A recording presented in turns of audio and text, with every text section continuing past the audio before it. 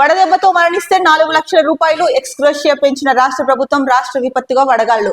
రాష్ట్రంలో వడదెబ్బ వల్ల మరణించిన వారికి 4 లక్షల రూపాయల ఎక్స్గ్రేషియా ఇవ్వాలని రాష్ట్ర ప్రభుత్వం నిర్ణయం తీసుకుంది. ఇందుకు సంబంధించి రాష్ట్ర విపత్తు నిర్వహణ శాఖ మంగళవారం ఉత్తర్వులు జారీ చేసింది. వడగాల్పులను రాష్ట్ర విపత్తుగా సర్కారు ప్రకటించింది. సో రోజు రోజుకి మనం చూస్తూనే ఉన్న ఎండల తీవ్రత ఎంతగా ఉందో, సో ఈ నేపథ్యంలోనే వడగాళ్లు ఎక్కువగా వీస్తున్నాయి. వడదెబ్బల బారిన పడుతున్న వారి సంఖ్య కూడా ఎక్కువగానే ఉంటుంది. ఇంకా ఈ నేపథ్యంలోనే రాష్ట్ర ప్రభుత్వం అయితే కనుక రాష్ట్ర ప్రభుత్వం నిర్ణయం తీసుకుంది. ఇంకా దీనికి సంబంధించి రాష్ట్ర విపత్తుల నిర్వహణ శాఖ కూడా ఉత్తర్వులు జారీ చేసింది. నేను కొంచెం రౌడీ టైపే. రజతోత్సవ సభకు వెళ్లొద్దని బెదిరిస్తున్నారు. వారి పేర్లను పింక్ బుక్ లో రాసుకుంటాం. కేసులు పెట్టించే వారిని, పిఎస్ కు ఈడ్చిన వాళ్ళను క్షమించబోము. ఎమ్మెల్సీ కల్వకుంట్ల కవిత. సో కల్వకుంట్ల కవిత అయితే కనుక మాట్లాడుతూ, అంటే బీఆర్ఎస్ రజతోత్సవ సభ దగ్గరికి వచ్చేస్తుంది. ఇక ఈ నేపథ్యంలో అయితే కనుక రజతోత్సవ సభకు వెళ్ళొద్దని బెదిరిస్తున్నారు అని చెప్పేసి ఆవిడ ముఖ్యంగా ఆరోపిస్తున్నారు. ఎవరైతే కనుక అలా చేస్తున్నారో, అంటే బెదిరిస్తున్నారో వారి పేర్లను పింక్ బుక్ లో ఎక్కిస్తాము. కేసులు పెట్టించే వారిని, పిఎస్ కు ఈడ్చిన వాళ్ళను కూడా క్షమించబోము అని చెప్పేసి ఆవిడ స్పష్టంగా చెప్తున్నారు. అయితే నేను కొంచెం రౌడీ టైప్ నే అని కూడా కవిత చెప్తున్నారు ఇక్కడ. మరి ఈ పింక్ బుక్కులు, రెడ్ బుక్కులు వీటిని చూసుకుంటే మనం ప్రజాస్వామ్యంలోనే కదా ఉంటున్నది. మరి ఎందుకు ఈ రెడ్ బుక్కులు ఎందుకు, పింక్ బుక్కులు ఎందుకు? ఇంకా ఎవరి పాటికి వాళ్ళు, ఏ ప్రభుత్వం వస్తే వాళ్ళు, లేదా విపక్షంలో ఉన్న వాళ్ళు ఎవరి పాటికి వాళ్ళు ఇలా చేసుకుంటే వెళ్తే ఇంక ఎందుకండి ప్రభుత్వాలు ఎందుకు, ఇవన్నీ ఎందుకు? ఇంకా ప్రజాస్వామ్యం ముందస్తుగా మనది. మన ప్రజాస్వామ్యంలో ఉండి ఇలాంటివన్నీ చేసుకుంటూ వెళ్తే ఇంక ప్రజాస్వామ్యానికి అర్థం ఉందా? అక్కడేమో ఇంకొక రాష్ట్రంలో రెడ్ బుక్ అంటారు, ఇక్కడ చూస్తే పింక్ బుక్ అంటారు. ఇంకెందుకు ప్రతి ఒక్కరు కూడా నోట్ బుక్లు తీసుకొని రాసుకుంటే అట్లా స్టేషనరీ షాప్ కైనా కూడా కొంచెం ఆదాయం పెరుగుతుంది కదా. ఈ రెడ్ బుక్లు, పింక్ బుక్లోనే రాసుకోవాలా ఇవన్నీ? మీకు మిమ్మల్ని ఎవరైనా వేధించి ఉంటే, అంటే మీ ఇప్పుడు బీఆర్ఎస్ అవ్వచ్చు, కాంగ్రెస్ అవ్వచ్చు, లేకపోతే బీజేపీ అవ్వచ్చు, మీకు మీ ఎమ్మెల్యేలని కానీ లేదా మీ పార్టీ నేతల్ని కానీ హింసించి, లేదా వాళ్ళని పైన అనవసరంగా ఏ తప్పు చేయకపోయినా కేసులు పెట్టి ఇది చేసి ఉంటే అలాంటి వాళ్ళ పేర్లు మీరు గుర్తు పెట్టుకోవచ్చు. దాన్ని బుక్కుల్లోనే రాసుకోవాల్సిన అవసరం ఏముంది? అలాంటి వాళ్ళు అలా అన్నట్టే అనవసరంగా విద్వేషపూరిత, కక్షపూరిత చర్యలు చేపట్టిన వాళ్ళ పేర్లు ఎప్పటికీ గుర్తుంటాయి ఎవరికైనా. మరి అలాంటి పేర్లని బుక్ లో రాసుకొని ఇది చేసుకొని ఇదంతా కొత్త కొత్తవన్నీ ఎందుకు ప్రవేశపెడుతున్నారో ప్రజాస్వామ్య దేశంలో?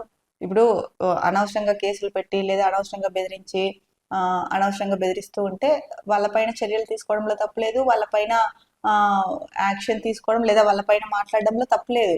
దాన్ని ఎవరు కాదనట్లా.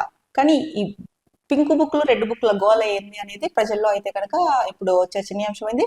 ఒక రకంగా చెప్పాలంటే ఇది నా మాట కాదు, మీరు ఒకసారి ఇప్పుడు ఎట్లాగో రజతోత్సవ సభకు చాలా మంది వస్తారు, కాకపోతే బీఆర్ఎస్ అభిమానులే వస్తారు కాబట్టి అందరూ వాళ్ళు చెప్పకపోవచ్చు.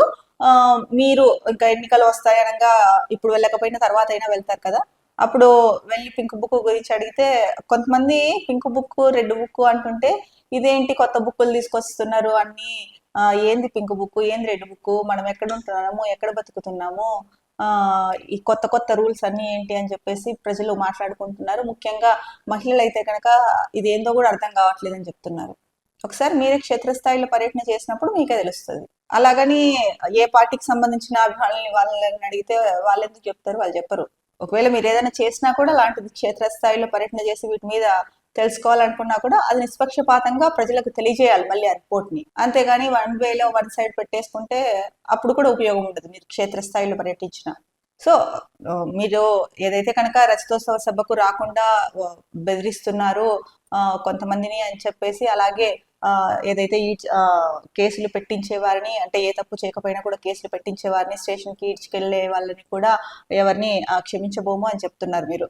సరే, అనవసరంగా, అంటే వాళ్ళు ఏ తప్పు చేయకపోయినా కూడా అనవసరంగా వాళ్ళని కేసుల్లో ఇరికించి వాళ్ళని ఇది చేస్తూ ఉంటే కనుక 100% దాన్ని ఖండించాలి. మీరు ఏదైతే అంటున్నారో వాళ్ళని క్షమించమని, అది 100% కరెక్ట్. అంటే అలాంటి వాళ్ళ మీద చర్యలు తీసుకోవాల్సిన అవసరం ఉంది, న్యాయపరంగా పోరాడాల్సిన అవసరం ఉంది. దీనిలన్నింటినీ ఎవరు తప్పు పట్టట్లా. తప్పు పడుతున్నది ఏంటంటే రెడ్ బుక్, పింక్ బుక్. ఏంటి పింక్ బుక్, రెడ్ బుక్లు? ఇది ఇంకా మీరందరూ సీనియర్లు, మీ విజ్ఞతకే వదిలేయాల్సిన అవసరం ఉంది. ఇది రాజ్యాంగం అంటూ ఒకటి అమలు అవుతున్నప్పుడు మళ్ళీ బుక్లన్నీ ఎందుకు? భూభారతి రూల్స్ రిలీజ్, ప్రతి సమస్యకు పరిష్కారం, అందుకు నిర్ణీత గడువు, ఆర్డీఓ కలెక్టర్లకు అధికారాలు, సిసిఎల్ఏ ఉత్తర్వులు. సో మొత్తానికి అయితే కనుక భూభారతి రూల్స్ అయితే కనుక రిలీజ్ చేస్తారు. ముఖ్యంగా దీంట్లో చూసుకుంటే రిజిస్ట్రేషన్ కు ఫీజు స్టాంప్ డ్యూటీ ఉంటుంది. ఇక మ్యూటేషన్ ఎకరానికి 2,500 రూపాయలు, గుంటకు అయితే కనుక 62.50 రూపాయలు. ఇక పట్టాదారు పాస్బుక్ అయితే 300 రూపాయలు, తప్పుల సవరణ అప్పీల్కు 1000 రూపాయలు, ఆర్ఓఆర్ సర్టిఫైడ్ కాపీస్ కి 10 రూపాయలు. మొదటిసారి స్లాట్ బుకింగ్ చేసుకుంటే ఫ్రీ, రెండోసారి స్లాట్ బుకింగ్ చేసుకుంటే 500, మూడోసారి స్లాట్ బుకింగ్ అయితే 1000 రూపాయలు. ఇక కేవైసీ తప్పనిసరి అనుకుంటే కనుక అది అదనము అని చెప్పేసి చెప్తున్నారు. ముఖ్యంగా అయితే కనుక భూభారతి రూల్స్ రిలీజ్ చేశారు. అలాగే ఫీజుల వివరాలు ఎలా ఉంటాయి అన్నది కూడా చెప్పారు. ఇక మ్యూటేషన్ అయితే కనుక ఎకరానికి 2,005 రూపాయలు అని చెప్పారు. అదే గుంటకి అయితే కనుక 62 రూపాయల 50 పైసలు అని కూడా చెప్తున్నారు.